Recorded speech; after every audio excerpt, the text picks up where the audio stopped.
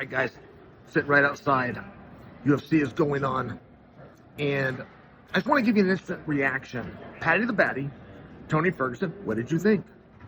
I mean, if you juxtapose what you think about the performance, and then do your best to remember what did you think was going to happen, I think Tony overperformed.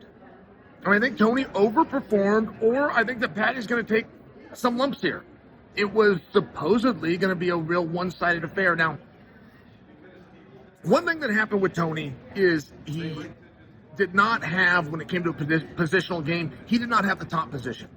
And, you know, when guys start to slow down or when they start to change, there is something meaningful that you could point to from a physical standpoint. Most guys, when they're outside of their prime, or when you hear words like this in sport, there's not a truth to it. The athlete just won't correct you, because the truth is, mentally, they don't want to do it anymore. But athletes find a mental weakness to be greatly superior to a physical deficit. So they let the false narrative that they're physically out of their prime, they let that live on. But I will share with you when it is physical and when the audience member can see it. Look, one thing about Tony Ferguson, he used to scramble like hell when he would get taken down. He would go to work on bottom. He'd be looking for submissions while elbowing you. That's true. But he was also looking to either get on top or scramble back up to his feet.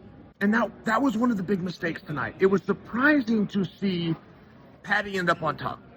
But of the 3 rounds, while Paddy was on top every single round, there was only one that was a takedown. There was 2 other ways. They're kind of in-betweens and scrambles. It was the 3rd round where there was a takedown, but I bring that to you and I put a spotlight on it because Paddy was fatiguing.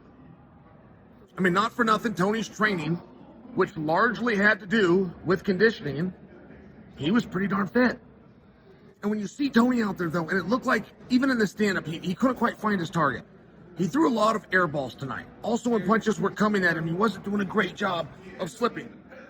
I submit for you the reason for that is just a lack of sparring. I don't think that Tony was in a fight camp and sparring. He's been telling us for years, and I'm talking like 5 years, that he doesn't spar in camp. I didn't believe it. I am now starting to think that he's telling the truth, and I don't have a huge problem with the way that he fought. It's just a matter of being complacent, right? If you end up on bottom, you are not going to find a submission. You guys have not seen submissions. I know that drives you crazy when I tell you, you don't see very many submissions. You see a guy that wants the fight to be over and pretends he was caught in a submission. It's one of those situations. If you can get a guy tired enough, you'll get him to tap out in a guillotine, an armbar, a choke. I mean, you pick your, but you don't see a lot of those, not real ones. So one thing was Tony's lack of scramble, right? And when Paddy got him down in the 3rd round, Paddy was near his breaking point. And whether he was going to break or whether he was going to stay into that fight for another 4 minutes, which was what was left on the clock, purely had to do with could he get this takedown or not. And when he got it, if Tony would have just scrambled, if he would have scrambled and gotten up, the potential for a different outcome was definitely there. And what do we do now? Right? It's not just a matter of what do we do with Tony, also what do you do with Paddy?